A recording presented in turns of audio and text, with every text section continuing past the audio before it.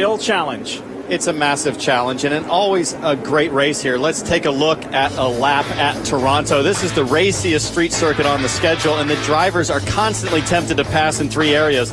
The first is the braking for turn 1. The second is the braking for turn 3, which is a great corner because you can race side by side, but only one car will fit at the exit at that next kink. Finally, if you really want to take a chance, you can pass going into turn 8, but it's risky. This place, Lee, is always drama. Toronto is jungle warfare. And remember, it's a double header. This is going to be physically taxing. These drivers are going to be tired on Monday. Quick reminder that you can be a part of Honda's fastest seat in sports sweepstakes by going to shophonda.com to sign up. Enter now for your chance to lead the start of an IZOD IndyCar Series race in the IZOD 2-seater, as you see there, being driven by Indy 500 champ Ari Leyendijk and also legend Mario Andretti. That is the Honda fastest seat in sports sweepstakes. All right, let's show you where your favorite driver is starting. Dario Franchitti, this could be the turning point for the Scotsman in the 2013 season. He has been blisteringly fast all season, and Bourdais, great to see these two four-times champions on the front row. Look who's lurking back in row 2. Will Power having a strong weekend so far. This is a track he's very fast at. Tony Kanaan, our Indy 500 champion, right there next to him. Steve, what are they going to do? What are these guys going to do mentally to get off the grid well in this standing start? They've just got to get themselves into that zone that all race drivers find just prior to the start of the race. Concentrate on what they've got to do and put everybody else out of mind. But there is going to be a lot of pressure there. See those orange stripes at the side of the grid when the cars pull up? That's exactly where they've got to be for the start, and watch the lights. But again, in their own mind, you've done it 1,000 times leaving the pits. Keep that at the front of the mind. So we have not heard any word of any driver failing to start the car, so everybody's in their respective and correct positions. They will come around at the end of this lap and grid up. And then when the lights go out, when the red light is extinguished, it immediately goes to green. We will go racing. There's no second chances here. This is tense stuff, and it will be interesting. Let's show you some onboard views that we have for you. This is the battery tender onboard camera aboard the Midas entry of Graham Rahal. Those tires and your brakes. And of course, James Hinchcliffe carrying the Verizon onboard. Simon Pagenaud carrying the HP onboard view. Up into turn 3, it's a hot spot. The National Guard onboard camera. We just heard about that with Kevin's report on Ryan Briscoe. He has been racy this weekend. Looking forward to that. And of course, the Acorn Stairlifts onboard on the Acorn Stairlifts car of James Jakes, who has also been very quick. He did get a 10 grid spot penalty though, but he is one to watch out this weekend. And of course, the Verizon onboard with Will Power. What can he do this weekend? 9th in the championship. Can he score another win? This is brilliant stuff. Word just came through before we came on the air, as we see the man who got his first ever 1-2-3 last weekend, Chip Ganassi. Guys, word just came through before we came on air a little earlier. Takuma Sato is now on probation. I'm not even sure what that means anymore, but he's been pushing hard the last 2 races. He stepped over the line clearly at Pocono on that pit lane exit. But I'll tell you what, if there's ever a time to make a mistake, it's going to be here. I can't believe only one warm-up lap. Normally we get 2 or 3 to warm our tires, get the pressures, get the ride heights up. One warm-up lap, standing start. This is going to be wild. And it's a formation lap, as we're calling it now, for this standing start. And what the drivers need to do right here is get heat into that carbon clutch. Remember, during the pit stops as the race develops, the clutch is hot. But now for this standing start, the clutch, the composite carbon clutch, needs to be up to racing temperature. Remember, this has happened in the Champ Car World Series, never in the IZOD IndyCar Series. You'll see the red lights on the right, they'll climb, they'll ascend, and when they get to the very top, so long as everyone's in their respective spot and correct, as soon as they go out, we're going racing. It's an all-star front row with Dario Franchitti and Sebastian Bourdais, 2 four-time champions in open-wheel racing, ready to go. I see a yellow flag. I see an aborted start. Yellow flag. Aborted start. This is an aborted start. Pace car dispatch now. Pick up the leader, car 10. Car 10, you have the field. Let's move out, please. Let's roll the field out and meet the pace car at turn 2. Everybody, let's roll out. that's really a shame. What this means is we're going to go to a rolling start. If there's an aborted start, they do not grid back up, so they are rolling now. One of the reasons for that, looking around the equipment, guys, the coolers on these cars are simply have been designed for a rolling start, and the teams and engineers are concerned that for a second standing start, even after another formation, like you get into an overheating situation. There is a disabled car on the front straightaway. Newgarden. Yeah, that's they're going to restart reason. him here. Yeah. So Joseph will go to the back of the field and start, and we will go back to normal. We will go to the default position of a rolling start. Well, what a shame. We were looking forward to that. We're excited. The drivers were a little bit nervous about it, but it would have been interesting. Yeah, it would. And Joseph Newgarden there stalled. We saw him there on track. All the way in. But that was nowhere near that vacant grid position, which was right up the top. So somehow I think that the drivers got shuffled out of position. I wonder whether or not, guys, we've just been talking about the drivers trying to get heat into the clutch. I wonder whether or not this is a problem with too much heat into the clutch. It's just not letting me go, guys. I don't know why. Yeah.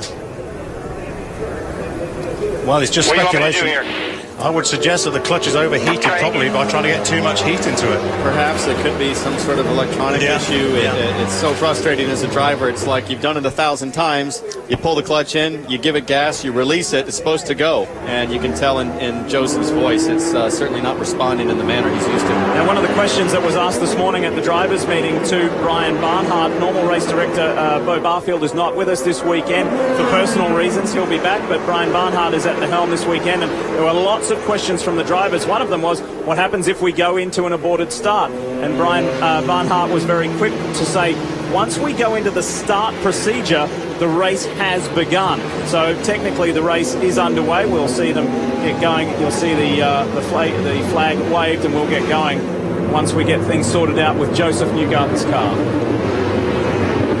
These are the guys using the black primary tyres, and it's interesting to see really right at the top that Sebastian Bourdais, one of the front runners on that primary tyres. The rest of the guys around him all using the softer tyre, the red tyre. And the reason he said that he did that is because they really got a bad patch in one of their sets of red, so they only have two to get through these two races. They have one today, one tomorrow, so he would rather have that set of reds to finish the race today. And the word from the pit and paddock area is that, keep in mind, you have to run at once on at least on either compound, on the prime and the option, on the black and the red. And feedback on the reds is that they'll go a good portion of a normal stint, so they can run around 30-odd laps. Yeah, they will, and then they'll just about fall off. Brian? Checked in with Joseph Newgarden's team. They said they were having a problem. It was stuck in anti-stall mode there on that front straightaway. That's why you could not get the car started. Well, the way to get rid of that anti-stall device on the car, certainly in F1, and I'm thinking this is be a very similar system, is to pull that clutch in, Townsend, and disengage it. So perhaps that, combined with what you were saying, an electronic problem with the anti-stall, just killed the car. Well, it's never the driver's fault, so I can promise you that they're giving him plenty of instructions, and he's sitting there shaking his head going, guys, I've done this a million, I know how to start the car. Oh, man, this is frustrating. He's back somewhere turn 4 or 5 on the backside. Still no start. No. And you can... The car's dead now. It doesn't want to go. It's just not happy.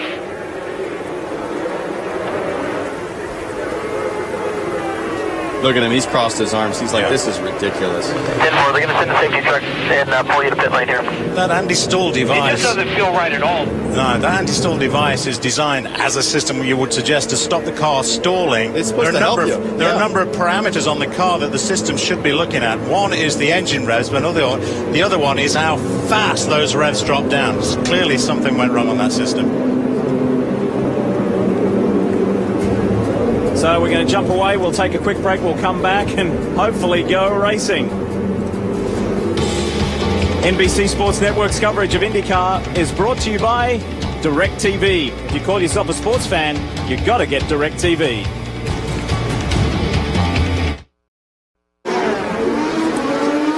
Back on the streets of Toronto for the Honda Indy 2 in Toronto. And still working our way around to see these guys get up to full speed. Just to tell you, while we're in the break, Joseph Newgarden was assisted off the racing surface. His frustration continues. He was told by the team at Sarah Fisher Hartman Racing, stay in the car, Joseph, we'll come get you, we'll sort it out. I'll tell you who's relieved in this situation. I really think Dario Franchitti and Sebastian Bourdais, two guys that need strong results desperately this weekend, are probably thinking, okay, fine, I'm used to this, rolling start, it's all good, I don't have to make any mistakes. The pressure's somewhat off. You know, they're gonna slip Joseph $100 tonight under the table. They're back into their comfort. But the guys that are 7th, 8th, 9th, and then further back, they're thinking, oh, what a lost opportunity. That empty grid spot that we saw at the start of the aborted start there was actually from Justin Wilson. Justin Wilson didn't get started up and running on the formation lap, so that was why we saw the empty grid spot. It wasn't that any of the drivers should have moved up and took that position. That was perfectly as it should have been conducted. The problem was further back, right on row 10 actually, 19th for that new guy. Ready to go racing. Listen to the crowd respond. Let's do this, they're saying. Dario Franchitti is on the left in the target car. Look at his teammate on the inside. Scott Dixon got racing. Down into turn 1. Bourdais, is he going to get hustled out by Will Power? Oh, they're side by side. Franchitti has escaped, and Ryan Hunter-Reay right around the outside. What a move from the defending race winner. This is the big long run down the back straightaway. Look for everybody to be dodgy here, making passes. Hunter-Reay, that was extraordinary. What a move. Look at that yellow DHL car. He slots up into 4th. That was magical. Now, this is what I was talking about, Steve. You can go side by side from turn 3, but there's only one car width allowed through that kink. Everybody got through cleanly, we think. Look at, who was that? I think that was Marco Andretti. Andretti running wide over the curbing, just like you did to me, actually, the day, Townsend. But now we've got to get these tyres up to temperature. And again, take care of these composite brakes on these cars in these opening laps. Franchitti, Bourdais, Will Power, he was forceful. Then Ryan Hunter-Reay running 4th at the moment. Dixon's back there. There used to be tires earlier in the weekend at the apexes of some of those corners. Marco Andretti, the first one to realize nothing there. I'm taking every inch of road. In fact, it's 100% curb he drove over there. Yeah. On board with Will Power coming down.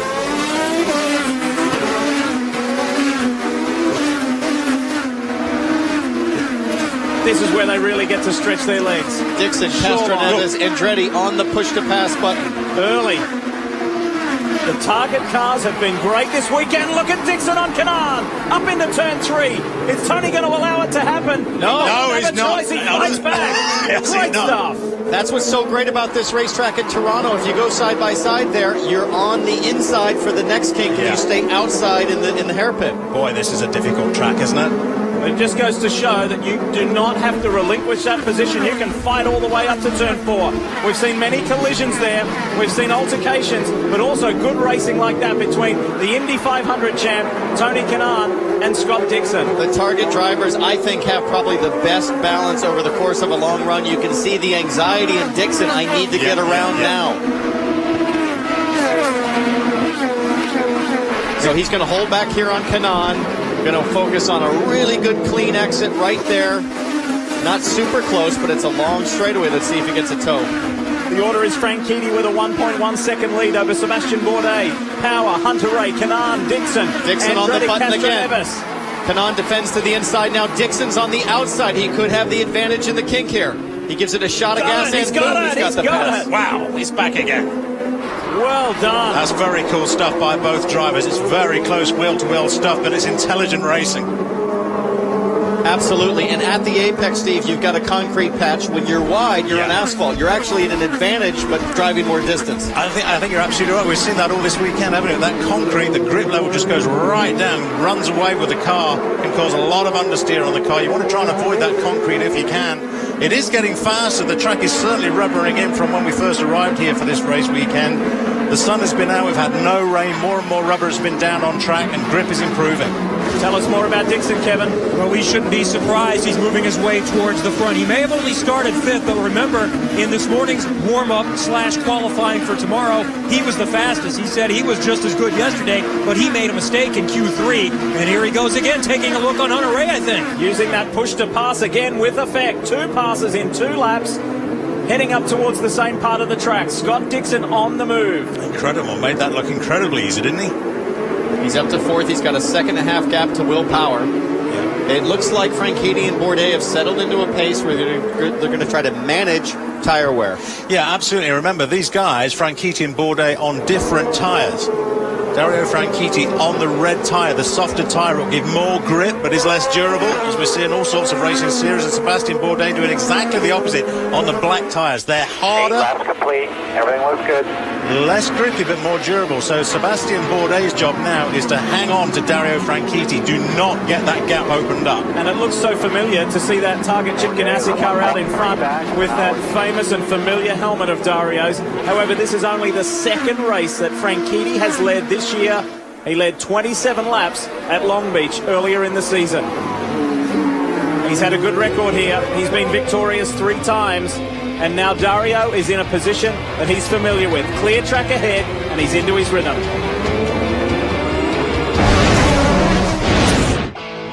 What if Bud Light created the world's biggest stage? And through the music experience of a lifetime. In every single state. On the exact same day.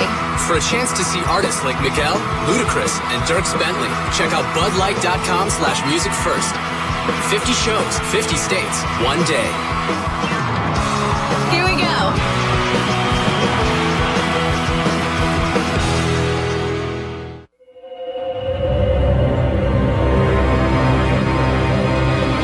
Introducing a car company that's never made a single car.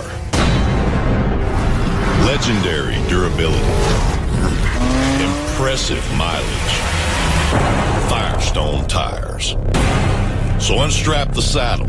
These old stallions are ready to run. Again.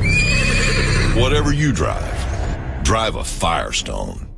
Water was boring, so we changed it into a drink you can flavor your way. With Mio, add it to water, flavor it the way you want. Nothing's exploding.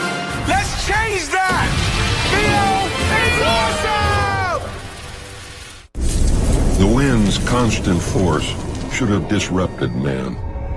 Instead, man raised a sail and made farther his battle cry. The new Ram 1500, Motor Trend's 2013 Truck of the Year, the most fuel-efficient half-ton truck on the road, achieving best-in-class 25 highway miles per gallon. Guts, glory, Ram. On the NBC Sports Network, you saw that in non-stop. That was Charlie Kimball, the third of the Ganassi cars, the 83 machine, making a move on EJ Viso for 12th. He got by the Sitco entry. Now, heading up into turn 3, this is our own Townsend Bell in Robbie Gordon's Stadium Super Truck race earlier today. He was leading Robbie Gordon up until that point. What happened, mate? I thought it was actually a fan exhibition. I didn't realize we were actually racing, so I tried to back it in like your old friend McDewitt. Yeah. It wasn't driver error, was it? Oh, boy. You did very well. You did very, very well. Anyway, back to it. The biggest movers in this race so far, Graham Rahal, Mike Conway, Charlie Kimball, they've all made up 4 places. Now, Robin Miller, did you get a chance to see Townsend in that Stadium Super Truck race? He was impressive, a lot more so than Jimmy Vasserly, who tried it this morning. Robbie Gordon told Vassar, don't get on the throttle too hard because you'll get too airborne. You don't need all that air in you. Vassar came down hard. They took him to the hospital. Fortunately, he didn't break anything, but he's not going to be sitting down for about a day and a half. Oh, Jimmy. This is Ryan Hunter-Reay, defending series champion and defending race winner. He sits in the 5th position at the moment, and he's got a bit of ground over Tony Kanaan. This is where it's a little bit busier, though. Simon Pagenaud, James Hinchcliffe leading Pagenaud, Kimball and Viso in the background. It's a bit of a chain. Quite a lot of suspension movement on these cars up and down the field, actually, but that's really a trait we're going to see around here, Townsend, isn't it? Because of this track is very, very bumpy. You need to have it relatively soft. Let's have a look. Or when you get a chance, take your... Classic pass here. Hinchcliffe goes to the outside. Pagenaud defends to the inside. And at that point, Hinch can look in his right-hand mirror and see that he's got the gap and the corner. There was also something that was raised in this morning's driver meeting, reminding all 24 drivers, you can make a move, but once you do, like moving to the inside, heading up to turn 3, you must stay there. You cannot move back out again, otherwise you're going to be penalized. And Hinchcliffe has gapped Pagenaud very quickly. He's gapped Pagenaud, and Pagenaud now has trouble from behind as Kimball is charging up the inside.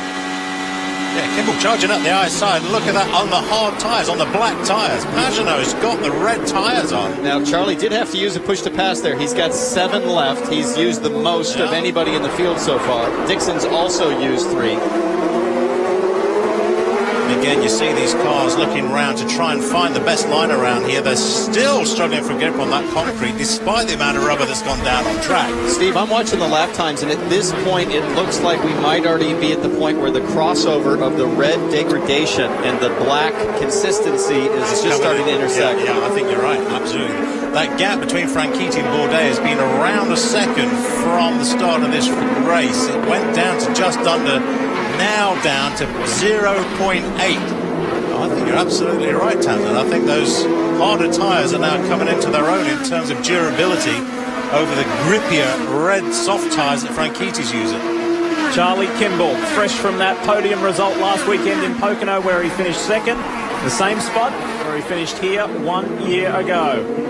He pulled off a terrific move to grab that spot and go on and get a podium. And look at this. You couldn't ask for more of 2 star drivers at the front of this field, and Bourdais has caught Franchitti. Yeah. You've got 2 guys who have won 4 open wheel championships each, guys who have driven everything from Formula 1 to NASCAR to Le Mans to the Rolex 24 at Daytona. There's nothing these 2 drivers have not done. And here they are at the head of the field. Yeah, 14 laps completed for just here. We're into lap 15. A little earlier on, we heard a radio message from Sebastian Bourdais' crew from Dragon Racing asking him about the balance of the car. Right with you. Then Power and Dixon are a little back from them. On these harder tyres, on the black tyres, and Bourdais' response was terrific for him and his crew. He said, it's fine, the car's working absolutely fine, which is exactly what his crew will want to hear. It is not what Franchitti will want to hear. Well, it seemed disadvantaged for Bourdais at the start based on Jan's report on the availability of reds, but it seems advantage Bourdais now. Yeah. We are 14 laps in. We got to kind of keep that distance lap count in mind in terms of red degradation as the race goes on. Biggest mover off the race in the Midas machine is Graham Rahal. He has made up 5 positions from his starting spot of 18th. He's the man on the move, Robin. Lee, I think what you've seen here is they've really struggled to have. They've had 2 good races all year, and guess what?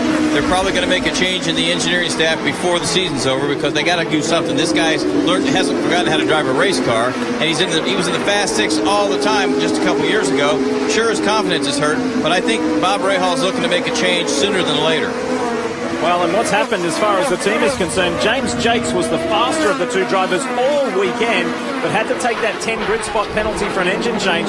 Graham Rahal has, in fact, got around James Jakes, and he's taken off. But that's the thing here is that, yes, Graham might be a little unhappy with his engineering, but he's got a teammate, Steve, that is getting the job done. And if you bolt those settings identical onto Graham's car, We've asked the question. Graham says, well, I don't really like the balance and the way it feels. Well, sometimes you got to just bolt it on and sit up and drive. What we've got is what we've got. You know, there's not an awful lot else you can do. It comes to the point where there's nothing else you can find in the car, and you have to put it in the driver's hands. And I've been in those situations before. It can be frustrating, but sometimes you just have to say, I got to just man up here and get it done.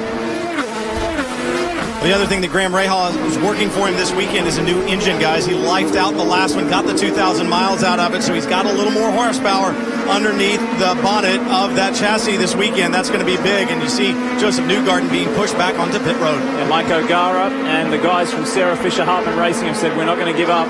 We're going to fire this thing up. We're going to get young Joseph out there again and compete in this race. Meanwhile, up front, look at this. Bourdais is as close as he has been to race leader Dario Franchitti. Yeah, it is now under just 0.548 last time through, timing and scoring. These guys are close. You know what kind of a year it's been for Sebastian Bourdais? His best result is 11th, and 4 times he's finished 20th or higher. It has been a miserable year for the man born in Le Mans. And this guy here, Dario Franchitti, he's looking to turn things around as well.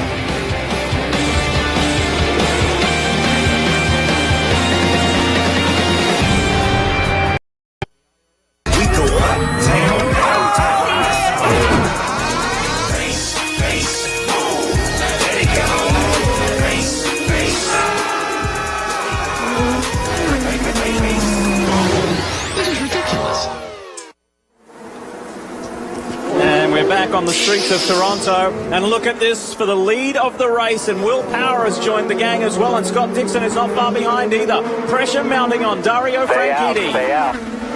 Wow, it really is mounting. That gap has come down and down and down. It was a second, 0.9, 0.8, 0.7, 0.6. It's now down to 0.3 on timing and scoring, but I think it's less than that right now in real time. And we have not seen the best of Will Power this year. Oddly enough, his race results have been better on ovals than on street or road courses, but this is where he thrives. Dario Franchitti's lap times have fallen off by over a second. That last lap time, 2 seconds off the pace. He is hanging on for dear life. The rear tires have got to be completely spent at this point. You can tell he's driving so carefully at the apex power off. And Townsend earlier on, Dario Franchitti himself was talking about the quality of the black tires. Whoa! Saying the black tires are good to around lap 20. Now Bourdais didn't stay with it on the outside there. He's going to force the issue here on the inside. Whoa, was that four wheels? Was that four It was, wheels? but Lee, I got a note here from race control that they're not going to enforce 2 wheels on the racetrack for the rest of the race. It is any piece of surface you can find, you can use. So fair move by Bourdais. Look at Dixon on his teammate now. Scott gets by Dario. What on earth is happening to Dario Franchitti? He's lost 3 positions in that many corners. And he keeps getting told to stay out, and he continues to. Boy, oh boy. Well, I expected the fight between Bourdais and Franchitti to be one thing. Got to hang on for a couple of more. Let's show you what went down at the top end of the circuit. Dario Franchitti leading until this point here. Watch the silver car, the chrome car of Sebastian Bourdais. Bourdais sticks his nose in, and he's got all of that curb to run now because he knows I can use every bit of it. Yeah. This is what it looked like for Will Power. Now here I thought Bourdais was actually going to stay side by side like Kanaan did earlier, but he hung back, got a run, and then just shoved it up the inside. Lucky that Dario did not turn in and take the corner as usual. Yeah. And Will Power just absolutely capitalizes on the move ahead. Why that move for first place was happening, Will Power thought, I'm going to have some of that, and pulled it off in fine style. That's Jay Penske, the son of Roger Penske, and it's not too often that Jay's team has led Dad's team. No, this is huge for these guys. It's a small team. They regularly punch above their weight, but they haven't so far this year. They certainly are now, and those black tires, Steve, are looking like the ones incredible. to have. Absolutely, it does. And again, you know, several of the drivers saying, well, good to around lap 20 in terms of performance. That's not that the tires are dropping off. They're giving competitive lap times up to lap 22. It looked like Will Power charged for a lap or two, thinking this is my chance, and it could be that he's now found, you know, the end of the tire life there on the Reds. 1.6 seconds the margin between race leader Sebastian Bourdais and Will Power. It's the first time Bourdais has led since Sao Paulo, Brazil. Jan? Very interesting as you see Will Power go through that same section of the... for the remainder of the race, and they're not going to enforce that as previously called. And that is exactly what I was going to say, because Will Power had been warned. We see that Dario Franchitti is going to pit, but they were warning Will Power, don't put 4 wheels off the racetrack earlier. Now you can hear direct from race control. They've rescinded that. So, Townsend, you are correct. Now anything is game. Interesting to see that Dario Franchitti, that his team is bringing him in on lap 23. What that suggests to me is that a full fuel run is going to be about 30-31 laps. Yeah, that's certainly what it was last year as well, about lap 30. You're going to have to pass here. Brian Till standing by. Brian? 5, 4, Franchitti into his marks. He had been on the radio for the last 6 or 8 laps saying the left rear is absolutely gone. You saw the results of that on the racetrack. So it's blacks going on. Clear. Wow. Well, we saw the loose wheel nut out into pit road there, but nevertheless, I don't think it affected the pit stop. So that's Franchitti released back into the fray. That's impressive, Brian. Sorry for jumping on you there. I saw the wheel nut come flying off, but so quick to get it back on. Here's Charlie Kimball and Hinch battling it out again at turn 3. Kimball is one of the biggest movers in this race. Graham Rahal, Conway, and Kimball have all made 6 positions. Look at EJ Vizo on the inside. Charlie Kimball clearly has not received the memo. Brad Goldberg, his engineer, will be all over that. He'll be telling him, because they will have seen Sebastian Bourdais and EJ Vizo take that short line. Now, sure, you've got to jump over a curb, but you're driving so much less distance, it's got to be worth it. I can tell you, a stadium super truck, you don't even feel that thing. There it is, the rear from Dario Franchitti's car.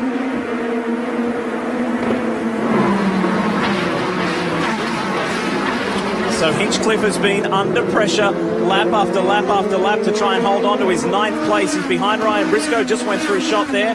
So it's Bourdais, Power, Dixon, Hunter-Ray, Canard in the top 5. Then Marco Andretti, Castro Neves, Briscoe, Hinchcliffe, Kimball. Here's Graham Rahal, a man who also made up 6 positions. Okay, go. Strong laps now. So these guys are all pitting for black tires, Steve, now. Again, right around lap 25, which leaves 60 to go in the race, which suggests they went as short as they could to know that they could make it on fuel if it stayed green the rest of the way. I think that's exactly right. They were trying to push these red tires as far as they possibly can, and I think really in Frankiti's case, push them too far. Yeah. Really, you know, you've got to be very careful what you're doing on fuel strategy here, because there's always the potential for yellow flags to come out around here. The tight nature. Ryan Hunter-Ray also now on pit road. Wide open here. And of course, anybody who's on res is going to try and take that strategy. You can see he will go for the black sidewalls. You'll hear that rev limiter. The Chevrolets have a pit road rev limiter to make sure that they get a good pull away. And they got a lot of front. Wait, he stalls it. No, but it's back again. So the anti-stall did prevent him, but he still is not up to speed. Yeah, still trying to get that anti-stall off. I think you're absolutely right, Jan. Anti-stall problems, but nevertheless, back out. Precious seconds on the green flag stop. You see Bourdais now carving through lap traffic. That was Simona Di Silvestro at the back of the lead lap. She's now 1 lap down. And again, a hiccup for Ryan Hunter-Ray when in a strong position. He was a top 5 car, and that time costly. We saw Viso stop, serviced well, and sent. Bourdais now boasts a 2.1 second lead over Will Power. 3rd place man Scott Dixon is in. Kevin's there.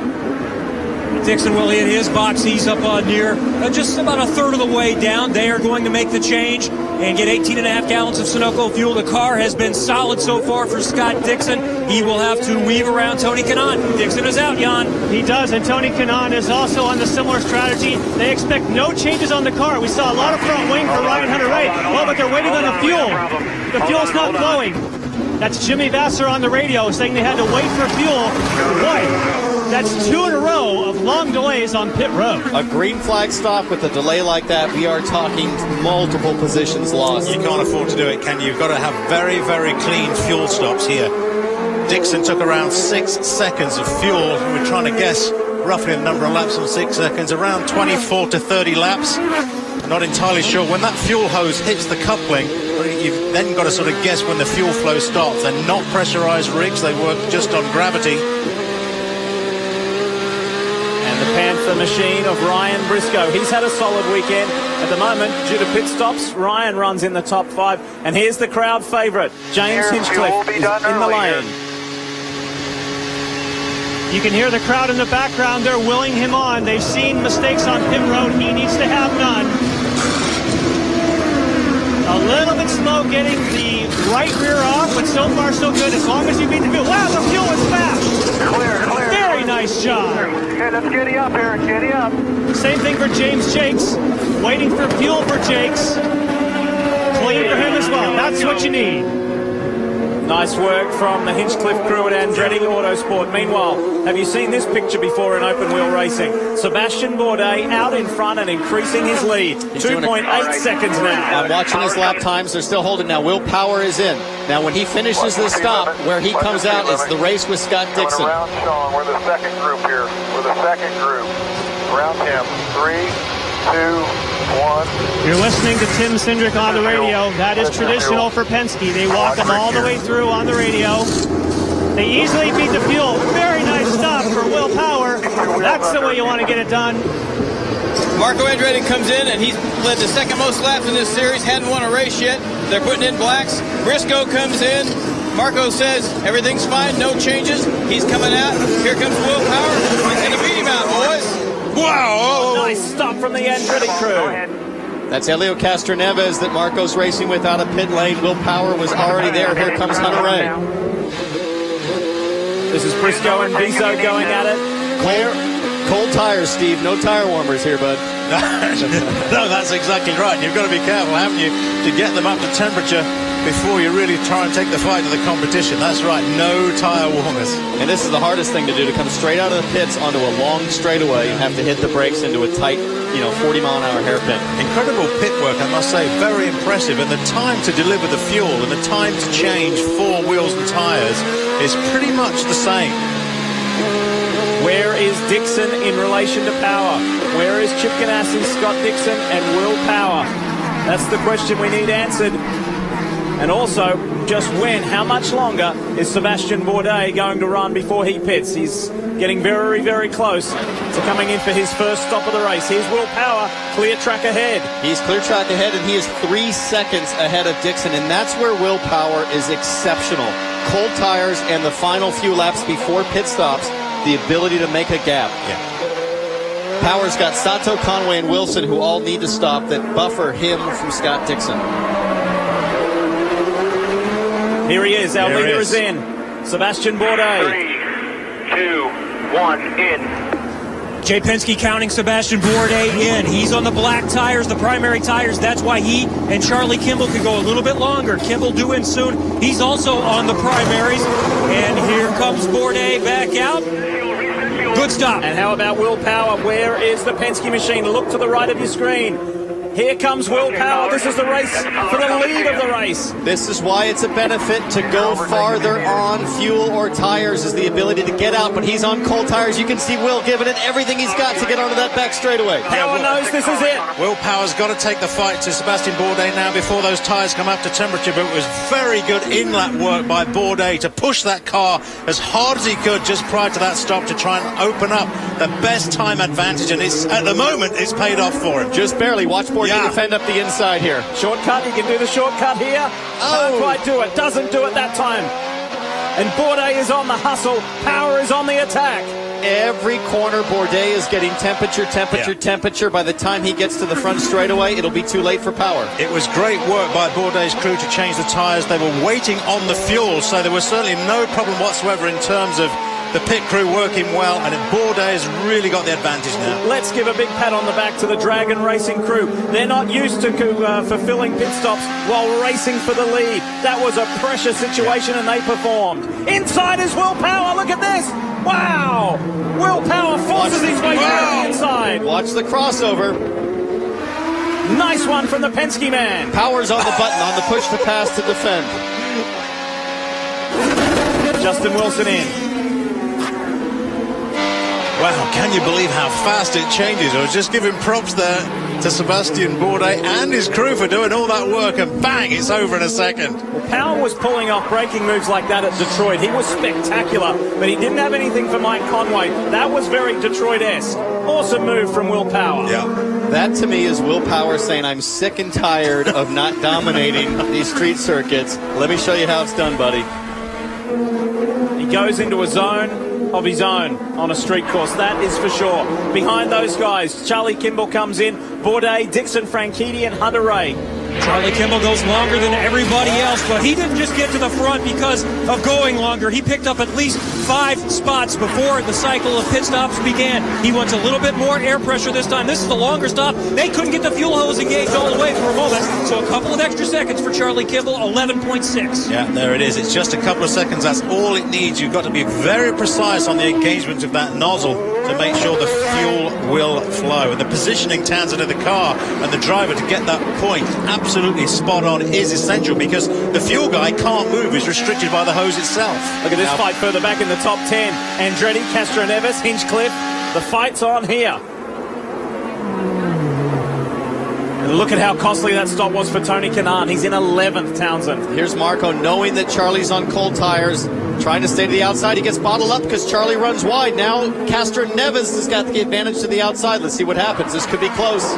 And that's the kind of move that Charlie Kimball pulled off last year on his way to a podium, on board with Briscoe. This is a classic left, right, left, where one guy's got an advantage. If you stay side by side, you're going to have the advantage in the next corner. Yeah, as it shifts left and right there, Kimball straight over the curves, all 4 wheels over the curves there to try and defend that position.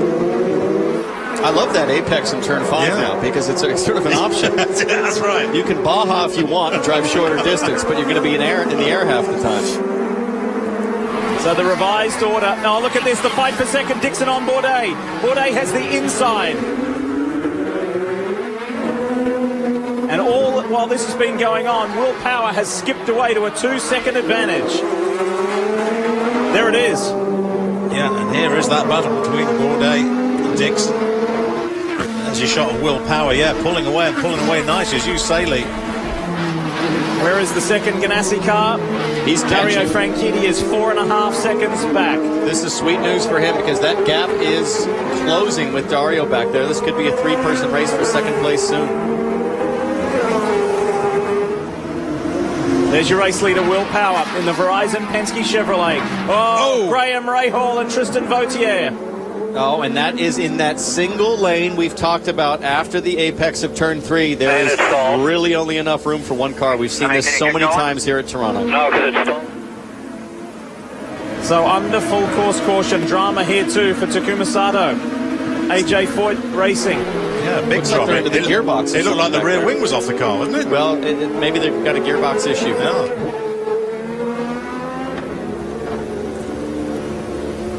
Come on, where are these guys? This is a strange local yellow. Relax, full course yellow. Full course yellow now. We did see the double yellows at the start-finish line. Vautier is on the right of your screen. Oh, and tags. I have to say Vautier's forcing the issue. He did not have the side-by-side run necessary to hold that position.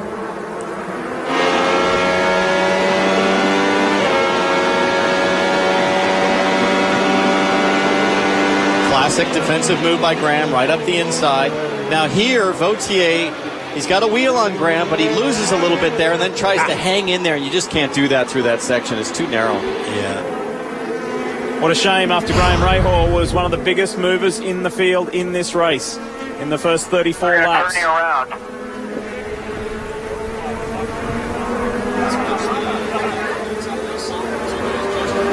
So full course caution. Field bunches up. That helps Dario Franchitti's cause and many others like Ryan Hunter-Reay, who sits in 5th after that slow stop. EJ Viso has made nice progress. And you can understand Graham Rahal's frustration. So as we take a breath, let's show you that replay of the move for the lead that Will Power pulled on Sebastian Bourdais. And Bourdais sort of defends halfway. He's kind of middle of the road. I'm not sure he expected Power to have such a good run off the last corner. So there's been some terrific racing while we're under caution. We'll go for a break. Back to Toronto right after this.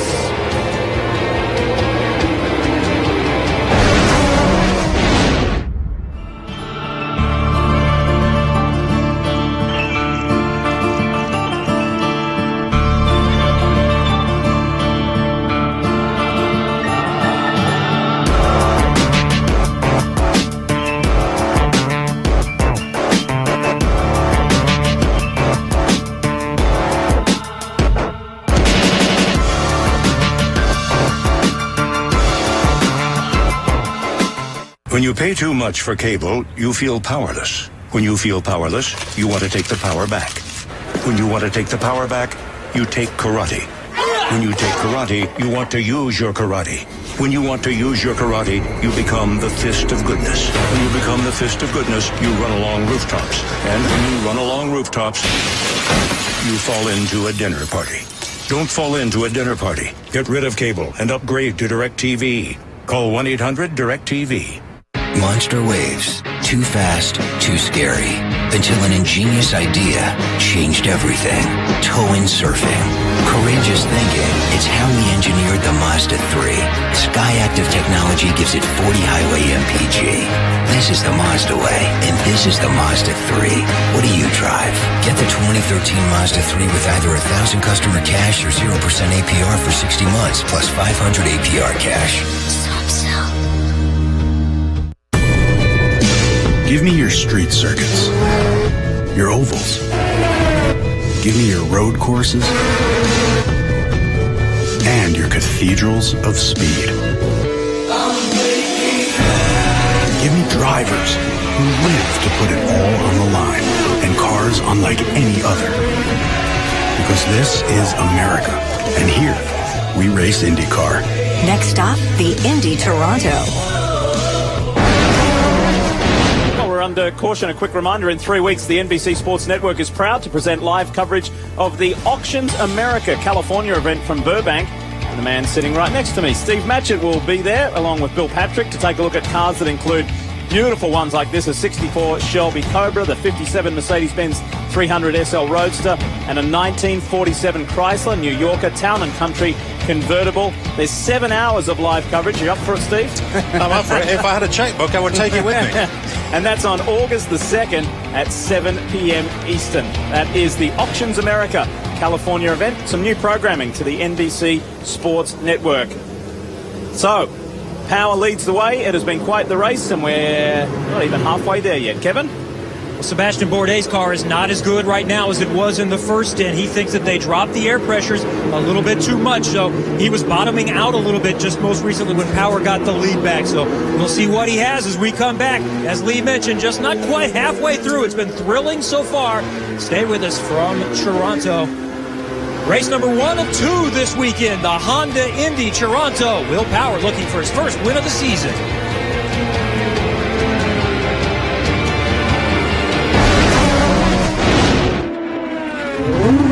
Inside yours. Keep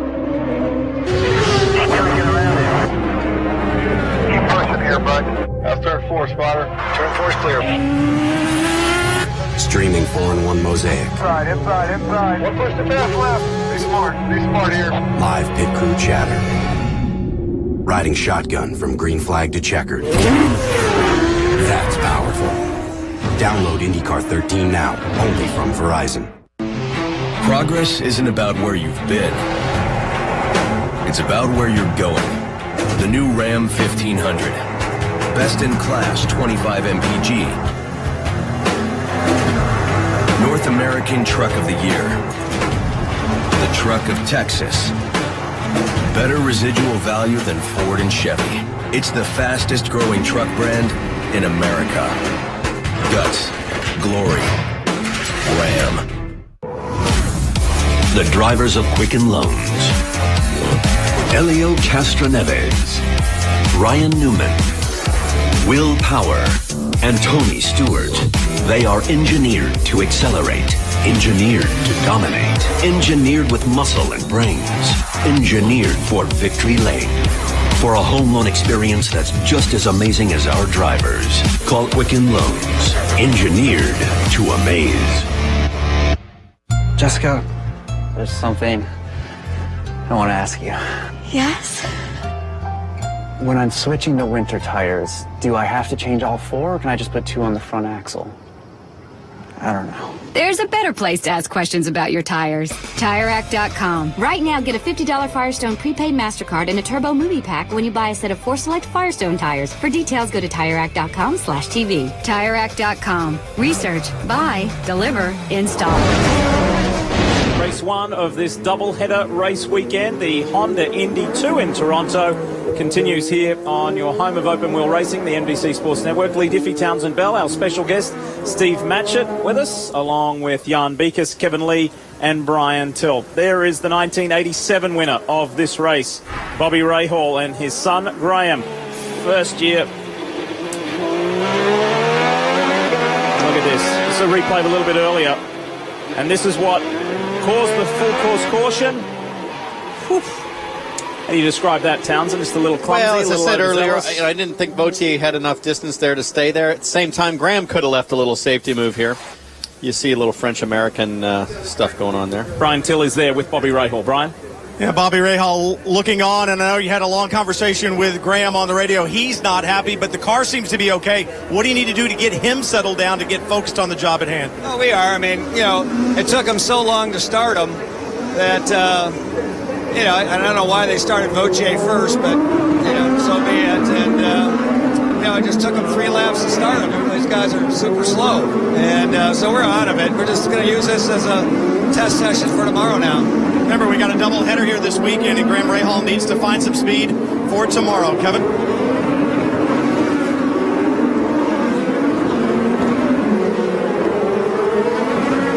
Tom Wirtz is the strategist for Charlie Kimball. What's the game plan for him? It's working great so far. We're just trying to keep our pace up, stay where we're at, attack the leader. I mean, we've had a good run that first stint, and, we're on these reds now. We'll see how, everybody else was kind of falling off a little bit. We were kind of judging them, and so I think we're just going to hang in there and see what happens. Good luck. Tom Wirtz. Tom and engineer Brad Goldberg, quite the team, and they're pushing this man here, Charlie Kimball. This was here a year ago, and this is he and Graham Rahal going at it, and things didn't work out so well there. But he's fighting now with Simon Pagenaud, and these two went at it for lap after lap after lap, and then towards the end of the race, check this move from Kimball in turn 3. It was brilliant. Canaan, Pagenaud, and then watch this. Thank Up you very much. That's right. Charlie says, thank you, I'll just slide on through here. And to make 2 in 1. And then, of course, more recently, last weekend, Charlie was second in that 1-2-3 for Target Chip Ganassi Racing. Paired up, pace cars are in. Finally, the pace car is off the track. Look at those Ganassi cars ready to pounce. Everybody's ready to run. It's Will Power who will see the green flag first. Let's go back to racing. Bourdais on the outside. Franchitti, Dixon, they're in there. Kimball is on the inside. Hunter Ray has the middle slot. Little contact there between Hunter Ray and one of the Ganassi cars. On board with our leader. Bourdais really pushed the issue straight at the restart, but he's dropped back now. And he's under pressure, Steve. Big pressure on the way up to turn 3. Scott Dixon on the inside of Sebastian Bourdais. Got it done. I think Sebastian Bourdais will be complaining again that the tyre pressures are too low. He was saying that the car was perfectly all right on that first set of tyres. Oh, this is not good. Free wide trying to go through that kink. Look to the inside. Oh, Hinch takes the shortcut. Nice one. There's Kimball on the outside. These two guys who have made good progress. But nobody more than Charlie Kimball, who's made up 9 positions from his starting spot. Back up front, this is for 2nd, 3rd and 4th. And all the while, Power's been able to escape again. It's helpful that the guys behind him have to battle. Scott Dixon impressively pulling off that pass without using any push to pass on the back straightaway with Bourdais, but Power is trying to put his head down and check out. Now that long yellow really helps Bourdais here because he still has to run the red tires, and it shortens the final stint for him that he's got to stay on reds. Yeah, shortens the final stint. And again, I understand that there's a possibility that Dragon racing engineers drop the tyre pressures for Sebastian Bourdais, and that could have made the car balance fall away from Bourdais, and the bottom of the car was bottoming in too much, and I think that's what's catching him out now. I think that was the advantage that Dixon had on him. That was Tristan Vautier performing a drive-through penalty for avoidable contact. Has Kimball got a problem? Kevin. They feared there was something broke or bent on the left rear. The tires were out. The crew was ready to go to assess it, but they just changed their mind, so Kimball is going to stay on track for now. Look at the Andretti Autosport teammates going at it. EJ Viso in that Sitco car and the yellow car there of Ryan Hunter-Ray. That is Tony Kanaan right behind, and then Charlie Kimball, the car, the driver we were talking about. Everything seems to be all right now. Yeah. Put it in the hands of the driver and let Kimball decide whether or not the car feels safe. Yeah. A little bit of radio communication going on there. The green car in the background is James Hinchcliffe. He maintains his position in the top 10 in 9th. It's still Will Power, Scott Dixon, Sebastian Bourdais, Dario Franchitti. Let's enjoy the ride up Lakeshore.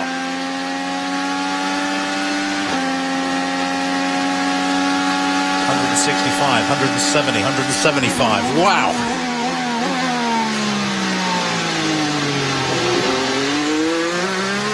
Listen to how gingerly you have to pick up the power there in that hairpin. It's a lot of respect to those rear tires.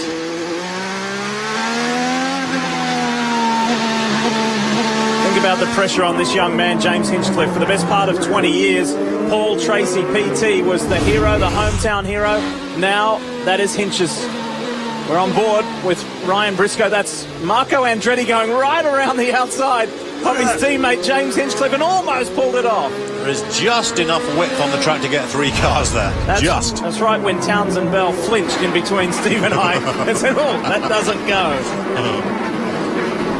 And there he is. There is Hinch right behind. Is Elio Castro Neves running 10th. Marco's another position further back in 11th, and Simon Pagenaud is 12th. Only half a second. Here we go. This is it between Power and Dixon. Penske and Ganassi. The two monster teams, the power teams that went for so long this year without a victory, now are back on top. All weekend, I felt like Scott Dixon and Dario Franchitti had the strongest consistency over long runs, and we're about to find out if that holds true here. Will Power seemed a little tail happy on setup all throughout practice and qualifying. Scott Dixon, Iceman, cool as can be as usual. Yeah, Dario Franchitti was saying the same thing, that the car wasn't working quite as well on the blacks as it was on the reds, on the softer tyres, but nevertheless, all in all, that car is working very well. Hey, Lee, you know what? Scott Dixon, it doesn't matter if he wins a race or something breaks or somebody takes him out. He's got the greatest demeanor. You probably have to have that driving for Ganassi to start with, but he's been there a long time. He never gets too high or too low, and I think you see it here. And I think Will Power has really changed. He always had that maniac look in his eye that everything had to be, you know, had all that pressure on himself. He looks like he's calmed down a little bit, too. I mean, he's been joking about, I'm an oval track specialist now. So I really think maybe Will's starting to just, you know, chill out a little bit, because he was always putting so much pressure on himself. Maybe starting to act a little more like Scotty D. Well, remember Dixon all the way back at round one, Robin, where he started something like 20th and worked his way right up to the final seconds of the race to 5th. I saw his manager, Stefan Johansson, at the airport that night in Florida, and he said that's the kind of drive that wins championships. And here is Dixon in the top 5 in the championship. He made up 3 positions last weekend, and this is only round 12 of 19 rounds. Dixon is nowhere near out of it. He is on to win this championship. What can Will Power do? It's only lap 46 of 85. So much more to come.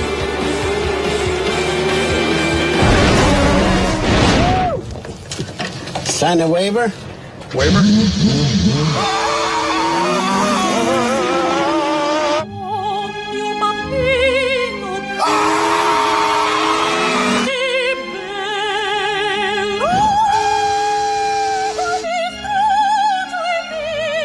Two seats, one for you and one for racing legend Mario Andretti. The fastest seat in sports sweepstakes. Enter for a chance to start an IZOD IndyCar Series race at shophonda.com. Water was boring, so we changed it into a drink you can flavor your way. With Mio, add it to water, flavor it the way you want. Nothing's exploding. Let's change that. Mio is awesome! Your car may have been born in 1997. But give it a new set of Firestone tires, and it could feel like it's fresh off the lot. Whatever you drive a Firestone. What if Bud Light created the world's biggest stage? And through the music experience of a lifetime. In every single state. On the exact same day. For a chance to see artists like Miguel, Ludacris, and Dierks Bentley, check out budlight.com/music first. 50 shows, 50 states, one day. Here we go.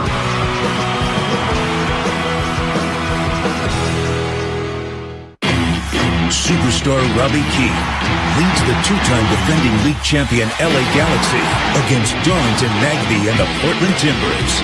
All rise for MLS tonight at 11 p.m. on the NBC Sports Network. 2 great races on one network. Formula One racing lines up with the Hungarian Grand Prix live Sunday, July 28th at 7:30 a.m. Eastern. Then Honda Indy Toronto concludes live tomorrow at 3 Eastern, all on the NBC Sports Network. Bring you up to speed if you've just turned on what happened. We were all excited about the first ever standing start in the IZOD IndyCar Series. It did not happen. The start was aborted. Joseph Newgarden's car had trouble, and we kind of had a delayed start, if you wish. Then there was a terrific pass for the lead. Sebastian Bourdais on an ailing Dario Franchitti, who was in tyre trouble. Will Power was opportunistic as well to slot into second place. We scoot ahead to lap 32 after some stops, and look at Will Power. That was a decisive move. It was a fantastic move, and that was right after that great pit stop from Bourdais, but it didn't pay off in the end. And then this brought out our first full course yellow. Graham Rahal, Tristan Vautier running out of room. You know, Vautier got a drive-through penalty for that. I'm not quite sure that was warranted. That was close quarters racing. It just didn't work out. We welcome you back. And the race lead is 0.6 of a second. That's what it looks like right there. Will Power to Scott Dixon. Dion Beekes. And that is the view that every driver wants. You want to lead and see this in your mirrors. Now for Will Power, you have mentioned about how his car's a little tail happy. He and his engineer, David Faustino, have been chasing it all weekend and been doing a great job. Kevin? Well, Scott Dixon and the Target Chip Ganassi team found something. They skipped the Pocono test a week and a half ago, went to Sebring, and they found some of the mechanical grip they've been searching for. It helped the Pocono, and it's helping here. Right behind him, there you see Sebastian Bourdais having a great run so far today. The tire pressure temperature's back up to normal. The car is better now for Bourdais, and he's still in the chase. Brian? Dario Franchitti and his team, they may regret the decision to leave him out on the reds for so long. He had complained for 4 laps, but a big problem that has dropped him back. They're running on blacks right now, but can Dario work his way back up? That will be the challenge, looking for his first win of the season. EJ Viso, he's having everything go his way. Made some changes after a warm-up and qualifying for round 2 this morning. That car now absolutely magic. One of the fastest cars on track, Jan. And he's got a lot of pressure from Tony Kanaan. Tony Kanaan loves his black sidewall tires. He likes them better than the reds. In fact, he wants to finish the race on them. Now for Ryan Hunter-Reay, he has not been having a good time. First he had understeer. Then he said the brakes were a problem. Now he says, guys, I just can't find the grip. There's Charlie Kimball right behind Ryan Hunter-Reay. He's ready to challenge him. He wasn't entirely happy yesterday, and he said the great thing about this team, I know my 2 teammates, Scott Dixon and Dario Franchitti, are great here, and I'm going to do what they're doing. Jan? And there's a bit of a gap until you get to James Hinchcliffe, and anytime you see that bright green GoDaddy car and you see a move, the fans go crazy. Obviously, he is the hometown hero, but he just cannot seem to keep the consistent run going with Castro Neves following. Castro Neves, of course, this weekend had high hopes, especially when you see his teammate Will Power out front. But he is saying that he also is having such a difficult time across the patches. He is getting towards turn number 1. He says that big patch is the one that's causing him trouble all day. For Marco Andretti, he's right behind. Now, funny enough, Marco Andretti is not always all smiles when it comes to talking about his car, but when they rolled his car off the first day, he was happy and said, we just need to fine-tune. I think this is a weekend when Andretti team started well, but now they're fading a bit. Simon Pagenaud in the HP car is running where he started, 12th, as we see Viso go off and lose a couple of positions there. Pagenaud has been dealing with brake issues all weekend, but they think they have that sorted out. It's okay in the race. Tires going away early, but he just radioed in. The car is much better right now, Brian. Trying to find balance out here today is a little bit difficult as EJ Viso loses a couple of positions. Ryan Briscoe a little bit loose early on that stop. They made a front wing adjustment. The car seems to have settled down just a bit. So Briscoe having a decent run right now. Alex Tagliani in 14th, looking to have a better run than they've had for the last 6 races. Their best race of the season, the very first round at St. Pete. This team needs a good finish. So Alex Tagliani right now trying to move forward. Justin Wilson in the number 19. Well, they had a good car for qualifying, but then an electrical problem in the second qualifying session caused them to lose major straightaway speed. He didn't qualify where he wanted to for round 2, and that problem has existed once again here in round 1. So that's a bit of a problem. Mike Conway thought that he would have a good car. They put the same setup on it that he won with in Detroit on the number 18. Didn't turn out the way that he wanted to. He's been struggling with balance. Ed Carpenter improving week in and week out, but he's kind of sad to see the ovals go away. Even though his lap times are considerably faster than they've been in the past, they're still not close enough. James Jakes was one of those very disappointed. He radioed that in, that they didn't use the standing start. He said all weekend, he's one of the few that said, I'm really looking forward to that. He has not been able to make his way through the field. Remember, he had a great run on the street course at Detroit. He said it really doesn't transfer here, but he thought he was going to be better than what he is. Behind him, we'll find Simona Di Silvestro. The car was not good yesterday. Severely lacking rear grip as we see Simona there coming into the picture. And it's a little bit better this morning, but she's not been able to make up any ground, or at least not much here in the race. She started 22nd, right now running in the 19th position. This is EJ Viso with his second stop, Helio Castro Neves. Watch me. Go, go, go, go, go. We're right now in that second pit stop window. Yeah, I see a lot of cars now starting to come into the pits as we serve at lap 52. Remember, Sebastian Bourdais has still yet to use those red tyres, those soft tyres, which will be advantageous to him, but he needs to push them as this stint as long as he possibly can. He wants to stay off those red tyres, Townsend, as long as he can, but not to the point where he's dropping lap times on the blacks. Well, it's going to be all about in and out laps if this stays green for the pit stops of Will Power and Scott Dixon. It's going to come down to who can get it done on cold tires and in that final lap before you pit. EJ Vizo on those reds said, I want these off as quick as possible. So that last stint, 32 laps for Vizo. These guys are going to be well in to be able to run full fuel. Pagano in pits. Watch your speed. Let's get good position here. That's Rob Edwards. 5, 4, 3, 2, 1. He counts them in. The radio is just a little bit delayed. That's why you hear him into the box before you heard Rob finish the countdown. They have a sticker black set to go on here for this final stint. And Pagano is away. Of course, he won the second race of our first doubleheader of the year at Belle Isle in Detroit. Scott Dixon has never won. It's one of the few circuits he has not won on in his IZOD IndyCar Series career. He finished second here a couple of years ago, and here he is storming after Will Power. There's less than a second between these two. Yeah, they're very close indeed. Scott Dixon dropped down below 1 minute about 4 laps ago, got into the 59s. All the cars around him are just over 1 minute, but Scott Dixon pushing onto the back of Will Power. That's the difference of lines between Vizo and Pagano. That was great. One a little bit more respectful than the other. Here is James Hinchcliffe for his final stop. Here we are again now. This fuel delivery time becomes shorter and shorter every time. And guys, for James, you'll notice he has a sticker set of reds, and the reason being he got eliminated in the first qualifying section. There's a very nice stop and fresh tires. Come on in here, there's guys coming. Yeah, these pit stops now, at this point in the race, we're now serving lap 54. Fuel delivery time must be down to around 6 seconds to deliver enough fuel to get to the end of the race. So the tyre guys are really going to be after on their game, because I think fuel delivery and tyre change times now must be almost neck and neck. Will Power has now led 24 laps of the race. That is the most of any driver. Franchitti led 20 early on, but this is Power's race to win. Every lap that we go into this stint here deeper and deeper, I believe, helps Sebastian Bourdais, who's 4 seconds back, but is going to run reds at the end. He needs to stay in the low 20s for that final stint, I think, for the reds to hang on. Yeah, you're absolutely right. What Sebastian Bourdais got to do now is just keep in contention with these guys up front. Remember, the advantage will come to Bourdais. The tyres are much grippier, those red tyres. James Jakes making his final stop, a little bit slow getting the fuel nozzle in there.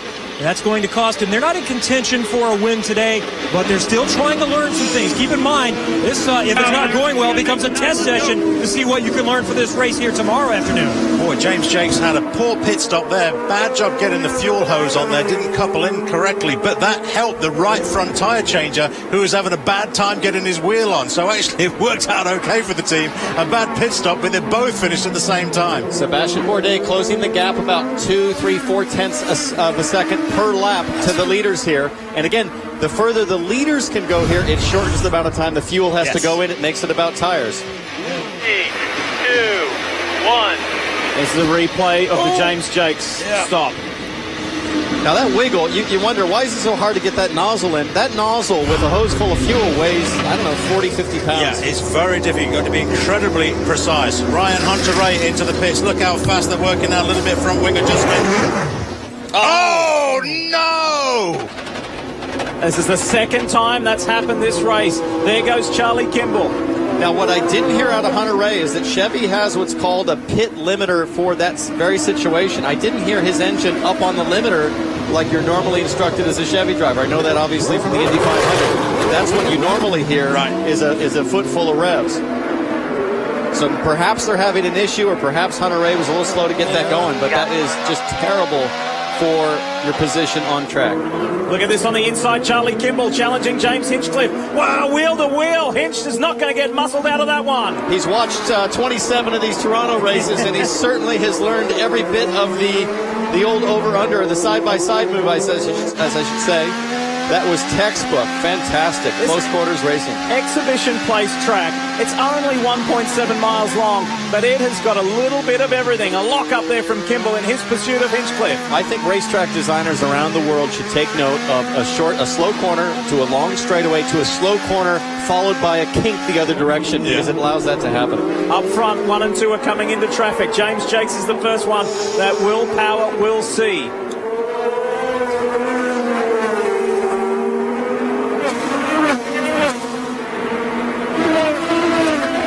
This is a great scrap up front. Penske versus Ganassi. Dragon Racing is third with Sebastian Bourdais. Dario is in, the first of the Ganassi boys. 3, 2, 1. Fuel not taking long at all to go in on these final stops. As you guys just said, we saw that a little bit earlier with Ryan Briscoe. Now Dario Franchitti out on blacks. What does he have to take to the checker? There you go. That was a nice stop. So the run home. When will these guys come in? That's the question. And how long can Sebastian Bourdais stay out to keep that last stint short, like Townsend's been saying? And what is lap traffic going to do here? Are these guys going to lay over easy, or are they going to fight like Newgarden here? I mean, Newgarden's 51 laps down. Presumably he'll pull over, but it's not that easy. You start losing air off your front wing well back of where it seems obvious. The other person to keep an eye out for is Tony Kanaan. TK, the Indy 500 winner, is only 3.5 seconds behind race leader Will Power. Keep an eye out for the KV Racing man. And Bourdais doing a great job now, just over 2 seconds. It was 2.1, gone up a little bit to 3 seconds, that gap. Power and Dixon trying to get away. Bourdais trying to chase them down, knowing he's going to have that advantage. And again, the further and further you can push the cars now, that'll advantage will come in the pits. Right, you got open pits. Don't get sucked in too quick. That's Jimmy Vasser on the radio. An amendment he has chosen to go with the black sidewall tires. He likes them better, and he has a sticker set to use. So he's not going with reds. It's an alternate strategy, but that's a quick stop. That's just about 9 seconds. Ryan? Mike Conway in the 18, and he's gone to reds for this final run. Will be interesting to see. This is a long way to go on red tires, especially in the heat of the day. 25 laps to go. This is shaping up to be a fantastic finish. Again, only 25 laps. Bourdais is going to run red tires on the last stint. These guys are going to really battle it out in pit lane and on those cold tire laps, the out and the in laps. So I think it's going to stack up beautifully. And Townsend, if you look at the performance of the red tires at the start of the race, 25 laps is pushing the performance of these tires. Of course, the way Indy works, we are refueling, so it's put into separate stints. They're not running a full tank of fuel from start to finish. That's Tim Cindric on the radio with Will Power telling him to pit now. Yeah. Tim Cindric is the president of Penske Racing. That was the voice you just heard. So what will Dixon do? Is Dixon going to follow suit or try and stay out another lap and leapfrog him that way? Typically, Dixon, if he's got the fuel, is going to want to stay out an extra lap. That way he can be the last to pit and he can get the track position advantage on Will Power. I think you've got it. I think you're absolutely right. I wouldn't want to pit at the same time now. I don't know why you'd want to do that. If you've got enough fuel for another lap, you want to put a flyer in. No! Scott Dixon! Good catch. I think just saves it. He just lost a little bit. Scott Dixon, I was doing exactly what we're describing. He's trying to get an absolute flyer. He's stayed out. Now you've got to push. Now. Wowee. Dixon, it was a good save. It was a mistake, but it was a save. And now Power's in the lane. Yeah. And, of course, Power would have seen that in the mirror, so he knows he might have a little bit to work with. They're deciding to go with a sticker set of black, so a similar strategy to Tony Kanaan. Oh, they got a little fuel spill. That's why the water comes in handy. We definitely had some fuel leaking there, but they got it dissipated right away. Yeah, around 6 seconds of fuel delivery. It was a fast stop. Tires and fuel absolutely neck and neck. But now what can Scott Dixon do on this lap? Wide open. 3, 2, 1. Marco Andretti is at the very end of pit road, and they've actually moved the pit boxes so he has a little better exit. They put some of the Firestone and the series timing stands. It was a nice exit for Andretti. Here's Dixon. Here's Dixon. Is it going to be this lap or does he stay out another one? He's in. Dixon's in. Yeah, he's pushing now. We need an excellent pit stop. Absolutely everything's got to go right here. And you heard the voice of Tim Cindric say to Will Power, we need a big out lap. Yeah. They know Dixon is coming. Here we go. Well, Dixon was very, very strong on the in lap. There we see Will Power on the left. On the right side of the screen, there's Scott Dixon, his final stop. We'll be watching them blend back in. A brilliant stop for Scott Dixon's team. They're back out, and we'll take a look and see where they blend in. Dixon trying to win 2 in a row. Oh, it's going to be close. This is going to be really close. Watch for Power on the right. Here comes the Penske man. Wow, down into turn 1. Dixon's got him, but it's only momentarily. Oh, and Will makes a little bobble on the throttle. They will both be on the button here. Dixon on the button, Power on the button. Dixon on cold tyres, remember, coming out of the pits. Now is the time for Will Power to try and take the fight. He's got to make hay now. He does not need to force the inside. Whoa! That was huge. He did not need to do that. Townsend, you just called it. He did not need to force the inside. He had hot tires. He could have gone to the outside. Townsend, man, you absolutely called it spot on. He didn't need to do it. Great driving from Scott Dixon and Will Power. Let's hit our mark. Let's go in. This is an important stop for this man too. Jay Penske counting in Sebastian Bourdais. Dragon Racing is the only current IndyCar team that has not won an IndyCar race. They've got a chance. And remember, a little slower in the track as those two cars up front battle. Let's see if Bourdais can get out in front of them. Is this going to happen to Will Power 2 laps in a row? Here comes Sebastian on the left. Watch for this down the straight. There's the Dragon Racing man. Dixon's gone by. Now Power. He slips into second. The Frenchman is in second. Now will Power be a little calmer this time around heading up to turn 3? He's got a huge run. He lost a little downforce there through turn 2. I don't think he's going to be capacious at all because it's time to take the fight. Bourdais is now. There it is. Growing impatient is Will Power. He's got the outside run. You can pull this off, but not that time. But Power defended beautifully, gliding across that apex to take away the outside line. Wow, what incredible racing, both from Dixon, Bourdais and Power. It hasn't gone Power's way, but fantastic inlet by Dixon and teamwork to get Dixon to the front of this race. Look at Jay Penske. He knows that was a critical move. They are on red tires. A couple more corners here. Bourdais is going to be flat on it on those softer reds. Now the question is, can Bourdais now take the fight to Scott Dixon in the closing 20 laps of this race? Look at this angry little bunch. Oh!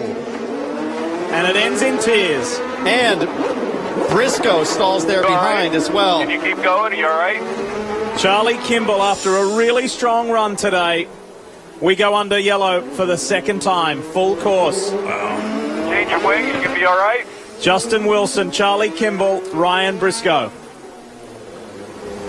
And it ends like that. Yeah, and this is going to be a big advantageous move now to Bourdais to protect those red tyres. They're soft, the durability is not there, but running behind the safety car will certainly add to the durability of those tyres in the closing laps. That's a big advantage to Bourdais.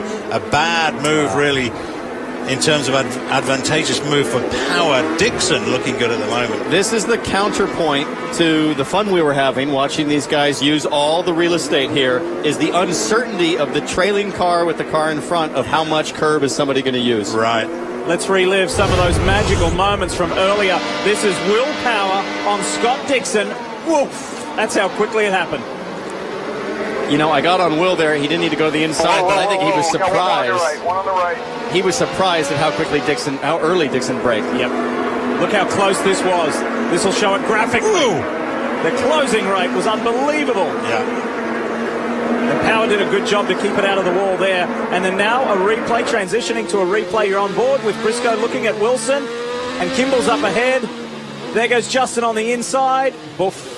Ow! That's how that happened. Now, how did Saavedra end up on Kimball there? Because Saavedra's stuck in on Kimball. He must have come around and got caught by surprise. It's a bit of a blind corner. There probably were waving yellows in that corner. Let's see.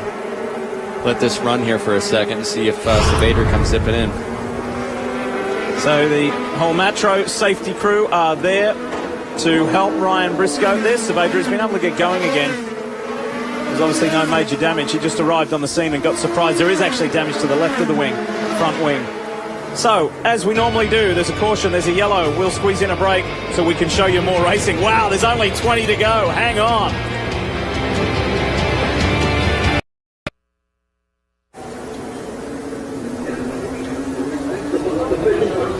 Back in Toronto, great to have you with us. Our live coverage of round 12 of the IZOD IndyCar Series. This is the Honda Indy 2 in Toronto, and you're looking at Panther Racing's Ryan Briscoe, and he's nursing an injured wrist. This was a topic of discussion in the drivers' meeting this morning as well, about the high incidence of wrist and hand injuries. This is on board with Briscoe. He's about to get tangled up in this incident between Justin Wilson, Charlie Kimball, and Ryan kind of was the innocent bystander there. He had nowhere to go. Not a huge hit, but because the kickback comes through the steering system and his hands are still on the wheel, it's a lot like Tony Kanaan from Long Beach. He can barely pull off his own helmet. He needs help to pull off his gloves. Dr. Terry Trammell and his staff have been doing in-depth research as to the incidence of thumb, hand, wrist injuries in recent years. And they're studying it and working to develop technology to try and avoid that and lower that within these cars. There is the Fuzzies machine of Ed Carpenter. Brian had a report a little earlier about how he's improved dramatically on road and street courses, and he got a little bit lucky on that rotation of stops and that yellow there as well. He did get lucky, but you know, in fairness to Ed, he was on the lead lap, which is big, and you know, on Ed's scorecard, that's huge for him. He's on the tail end of the lead lap. Yellow comes out as he hits pit lane. Now he's sitting 9th with a restart and, you know, 15 laps to go in the race. The HP on board for Simon Pagenaud. And while we've got a moment, quick reminder about the Formula One World Championship continues on your home of open wheel racing, the NBC Sports Network. Next up, in a couple of weeks' time, the Hungarian Grand Prix, and you'll see that, as always, at 7:30 in the morning with our F1 Countdown presented by Mercedes-Benz, and then the lights go out at 8 Eastern. Sunday, July 28th, the Hungarian Formula One Grand Prix. So we want to show you as much green flag racing as possible. So let's squeeze in another break. We'll come back to Exhibition Place after this and go for it.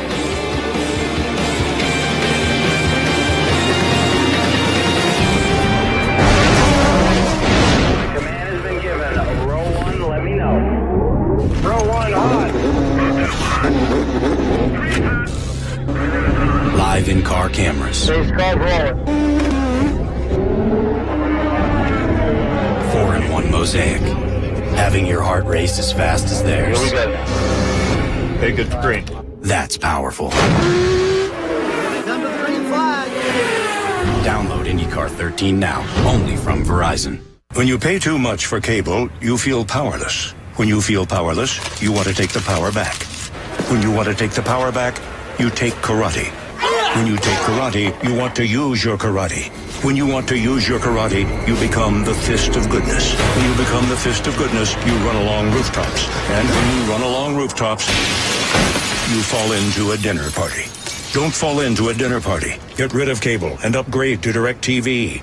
Call 1-800-DirecTV. The British are coming! Oh, wait. It's the Italians. The Italians are coming!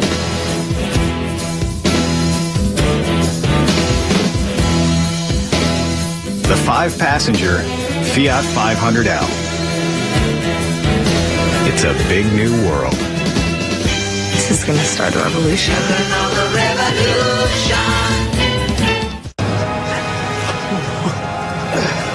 You may ask one question. Which tire category should I choose to get the most comfortable ride? There's a better place to ask questions about your tires. TireRack.com. Right now, get a $50 Firestone prepaid MasterCard and a Turbo Movie Pack when you buy a set of 4 select Firestone tires. For details, go to TireRack.com/TV. TireRack.com. Research, buy, deliver, install. Back just in time to see the green flag fly. This is going to be an awesome run to the end. Let's go racing. And look at Sebastian Bourdais. He leapt off that final turn, down into turn 1. Dixon locks it up. Frank Kitty is in the mix. Dario goes around the outside of Scott. And Will Power is in 4th place. Could that be the advantage of those red tires? He only has 17 laps, 16 laps to go. Hitch has got a flat. The hometown hero is in trouble. He has never finished better than 14th in this race and in a prime position to pounce. He's got major tyre dramas on that right rear. He might not have a flat, he might just have bodywork rubbing at this point, but if he stays out, it will be a flat. Yeah, I wonder whether or not perhaps that rear pod behind the tyre has been pushed onto the rubber. Whatever it is, it's certainly smoking heavy. This is fantastic for Bourdais. I mean, after all they've been through, to be on reds, to be disappearing off into the sunset, at least at the start of this stint. We'll see how long they can stand, hang in there, and to start the race on blacks as well. Well, that was a risk, wasn't it? We were going to see how well those. Great job, buddy. 15 to go. Yeah, it is. Great job. 15 to go. Yeah, there's the damage onto the right rear pod behind the right rear tyre on Hinchcliffe's car. It was causing that smoking. Whoa, look at Tony Kanaan carry a beautiful slide through one. Conway should have a little bit of a run here. Caution helped Mike Conway. It elevated him up. He's now vying for 8th place, fighting with Tony Kanaan. Up front. Look at this. Dixon is now as close to Bourdais. Dario runs wide, and he loses 3rd spot to Will Power. Did not expect this early, Steve. On, good. I did not expect this early to see Bourdais already struggling on reds. Yeah. This will be a good fight here. We told you about it in the pre-race show. The rivalry between Franchitti and Power. Are we going to see the next phase? Hey, we've got an update from Race Control. They're saying they're going to review the restart. They're going to review the restart. I don't think either of us are surprised at that. That was... was it a little too good from the Dragon Racing I man? need to see it again, but it looked pretty fantastic. Maybe too fantastic. Well, maybe too fantastic. Yeah, we'll have to have another look at it. Now, the rule is, as soon as you see green or hear green, you can start passing. Here we go. Dixon at the front. Bourdais out there. Now, that'll all come down to when the green flag was displayed and if Bourdais was hearing green on the radio. Look at this, up into turn 3 again. Dixon relentless in his pursuit on Sebastian Bourdais. Well, they both run incredible races to be where they are on different strategies, and they are incredibly close. The competition is tight, and it is a very tight and winding track. And I have to say, at the moment, that safety car period would certainly have helped Bourdais in these closing laps by taking the pressure off those reds. But as you say, Townsend, they don't seem to be working as well now as they should do. If you remember back in Long Beach, the reds were aided by rubber going down, so at the end of the race at Long Beach, the concrete was rubbered in, the reds didn't wear as quickly. Here, we're seeing pretty rapid degradation. Hinchcliffe has been able to stay out and maintain a top 10 spot. Relief for the mayor of Hinchtown. He's looking at Conway, Kanaan, and up ahead, Castro Neves and Marco Andretti in the top 5. Nothing between our lead two. You're talking about a guy leading the race who is in the top 10 of all-time race winners. Sebastian Bourdais. Check this out. This is down into turn 1. Who clipped Hinchcliffe? That was Ed. It was Ed Carpenter who tagged the back of the GoDaddy machine. That's what it looks like. 1 to 2, 2 to 3. And Power still shadowing Franchitti, trying to get on the podium.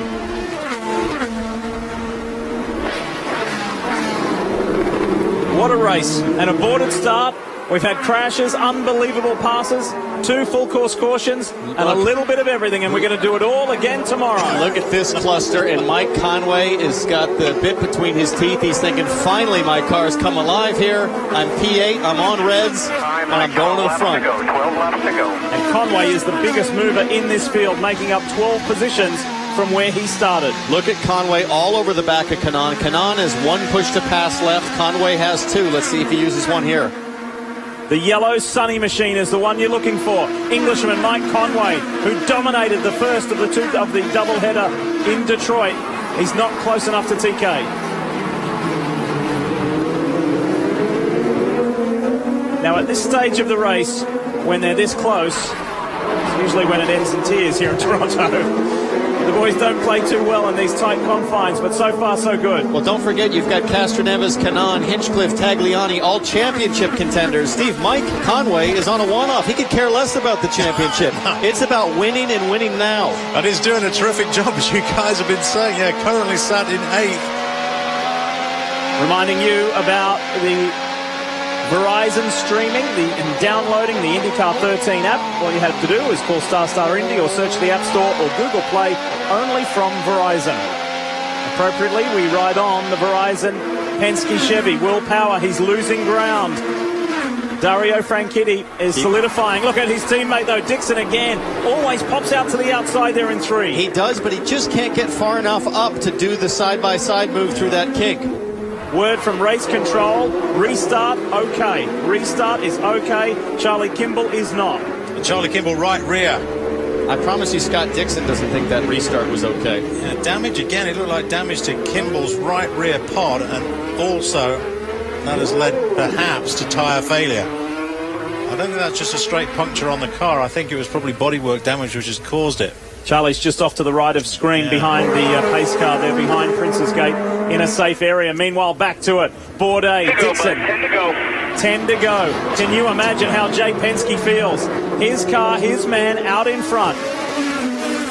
Bourdais is out of push to pass. He is completely exposed to Dixon, who has 2 push-to-passes remaining. Will he use one here? No, he does not. He's going to look to the outside again. Remember, Dixon used a couple of 2 or 3 of those push-to-passes early on in this race. Hey, we need to say well done to Sebastian Bourdais. He gets this week's Firestone Extra Mile. He has gone the extra mile.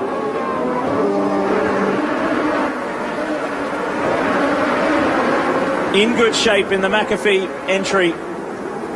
And this will be a relief to him, Townsend, won't it? For a man who knows how to run up front so often, to be back in this position again, it's rejuvenating. It's rejuvenating for sure, but he is on pins and needles because he knows those red tires are going to wear. He's got to be so careful not to abuse them. At the same time, stay ahead of Dixon. And he has to stay ahead of Dixon with a nice gap right here. Oh, yeah. Because Dixon has the push to pass. He knows it. He is waiting patiently for the perfect time and the easy pass.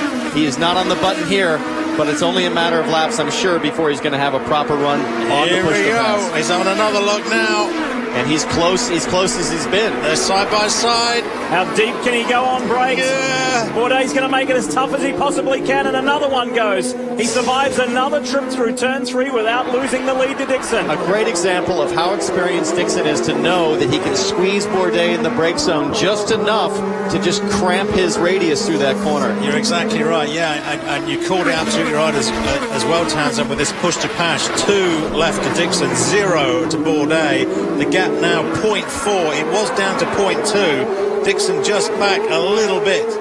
And all the while, Dario Franchitti is catching the 2 of them. Yeah. Nothing's changed further back. Andretti is still 5th. Castro Neves, Canaan, Conway, Hinchcliffe, and Tagliani. Jan? You're talking a lot about push to pass. Remember, here in Toronto, you get 20 seconds. Not only do you get those 10 pushes, but if Scott Dixon decides to use this, he will have that push to pass down the entire lakeshore. And look at this move. He's on it. He is on it and blows by Sebastian Bourdais. New race leader, Scott Dixon, last weekend's Pocono 400 winner, is in the front again on a track he has never stood on the top step of the podium at. Boy, what a great move. He kept winding him in, wondering where to take the move, wondering how to use that push to pass. And it is now Dixon takes over the lead from Bourdais, and Dixon still has 1 push to pass remaining. Bourdais says 0. Now, how about Dario Franchitti? 4 remaining. Talk about alligator arms. He hasn't been spending any of that money, and he's got a lot left here. This is cool stuff. Alligator arms. I remember a famous line from one of my old colleagues back in Australia billboards. He said to Dario Franchitti once, "So, you're a Scotsman with Italian heritage. That means you like waving your hands around a lot. You just don't put them into your pockets." Look at this. What can Will Power do with just 6.5 laps remaining? Franchitti on over. Franchitti's on it. Franchitti to the outside of Bourdais. Is it going to be a mirror of what Scott Dixon did? No. Can't get by the Frenchman.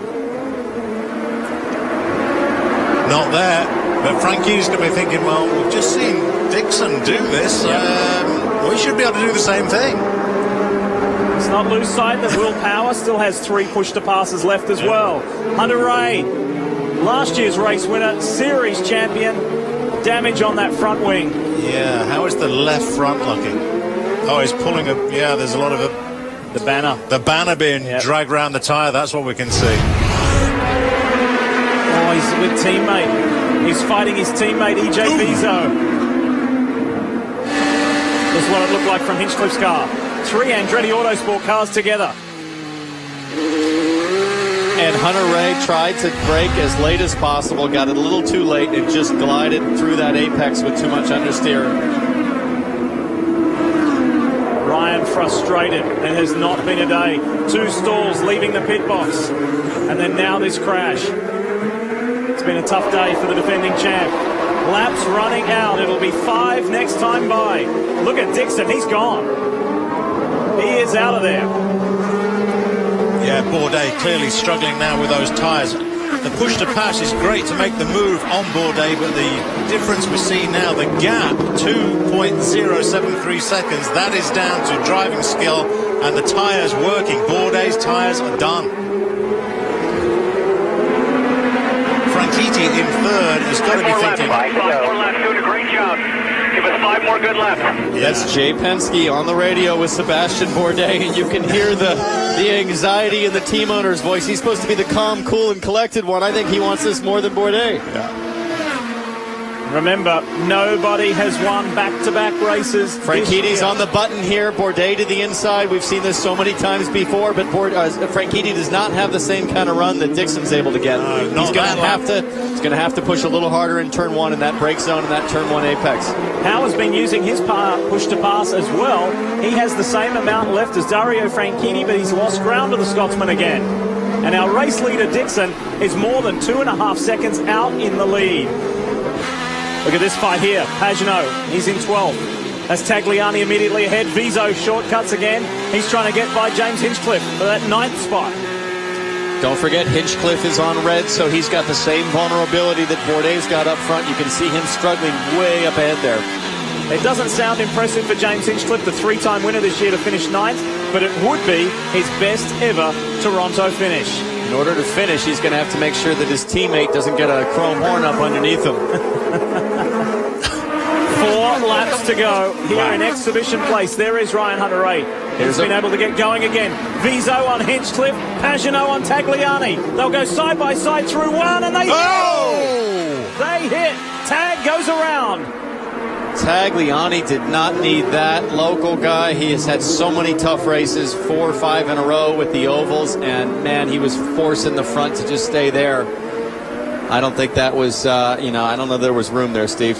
Full course caution with 4 laps to go. Wow. So does this allow Bourdais to get his tires cool? Does it give him any chance to get back on Dixon? We're about to find out. Here is Viso, Tagliani, and Pagenaud to the outside. Pagenaud left him room. They were well past the apex, and Tagliani just tried to get on the power to give himself a chance to get it back because he was out of push to passes. He knew the only way to save it is way early on the power. It just didn't work. Fighting to have 2 Canadians in the top 10 here in Toronto. This is the last thing Scott Dixon wanted to see when he had a 3.3 second lead. Can you believe it? For Dixon is thinking, I've got round Bourdais, I'm good, looking good, I'm in clean air, I'm taking care of my tyres, the laps are counting down, 3 to go. I've been in that situation before, and you're just like, oh, please, like, seriously? Yeah. Especially the way the last restart went, and the fact that that was considered, fine, that was legal. considered a clean start. Now, as you say, Townsend, the question is now, how will Bourdais' tyres react to cooling down? Will we find some extra grip in them for the final couple of laps if we get released? I don't think Bourdais is going to wait to find out. He's going to see. He's going to think to himself, I've got to do it in turn 1 or on the start. But Dixon, there's no way. Once bitten, twice shy. There's no way he's going to putt through the last corner like he did on the last one. He's not going to let that happen. If Dixon can hang on, if he can hang on to win this first of the doubleheader here in Toronto, he will have 31 open-wheel career victories. Guess who else has 31 open-wheel career victories? Sebastian Bourdais and Dario Franchitti, the 2 guys following him. Now, Dario Franchitti is going to have maybe 2 laps or 1 lap remaining on the restart. So maybe 2 laps on the restart. He has 2 push to passes. Bourdais 0, Dixon only 1. Does Dario go big here and think my championship is on the line? Mathematically, I got to stay in it. I need a win. That was Emma Davies-Dixon, Scott's wife, you saw, and his mum Glenys, and there is his boss, Chip Ganassi. Last week, something truly special. You think about everything that man's accomplished. It was the team's first ever 1-2-3.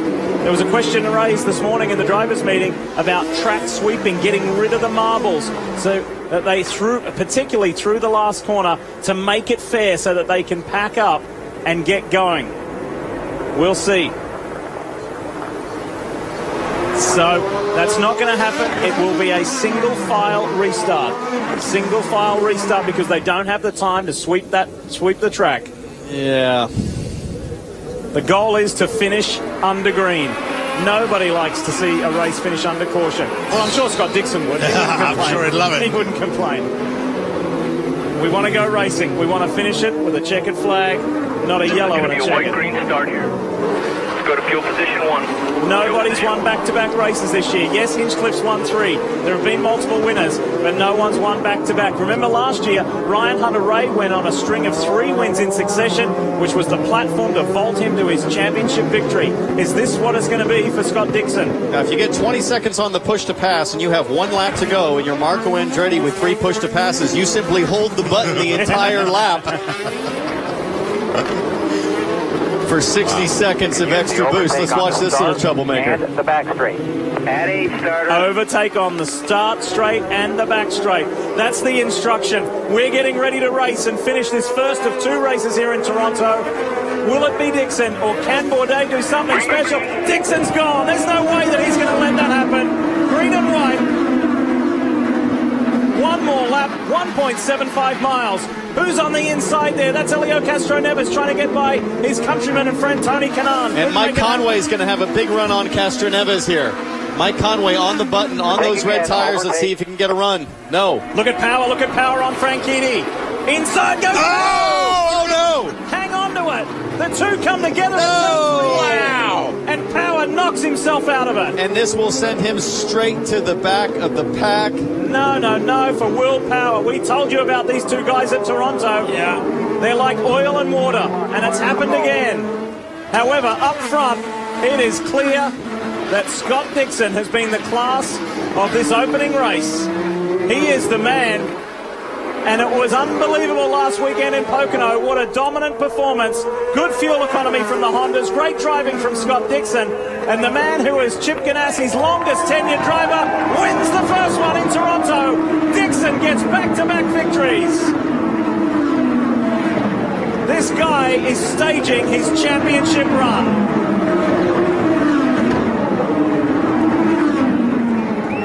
Awesome result for Dragon Racing, for Jay Penske and Sebastian Bourdais. And Dario Franchitti finishes on the podium. Well, let's show you what happened here.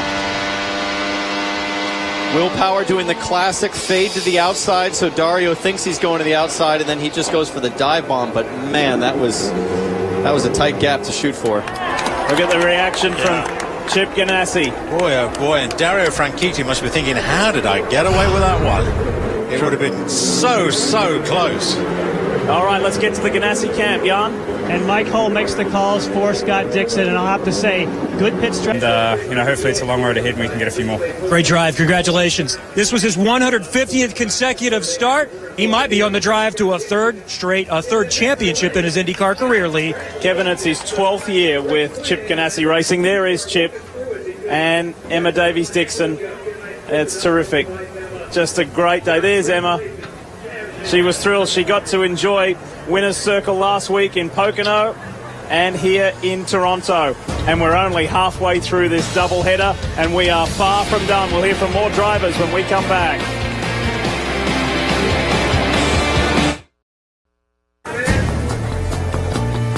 What an afternoon in Toronto. Thoroughly enjoyable, and we had a little bit of everything at the Honda Indy 2 in Toronto. Just look at this glorious weather. And the race was magnificent. You know who's going to be celebrating tonight? Jay Penske and his Dragon Racing crew, because they have never had an IZOD IndyCar Series. Bo Barfield not with us this weekend for personal reasons. Brian, longtime race director Brian Barnhart, in for Bo this weekend. So, whew, what a weekend! What a weekend! And we're only halfway through. Gonna do it all again tomorrow.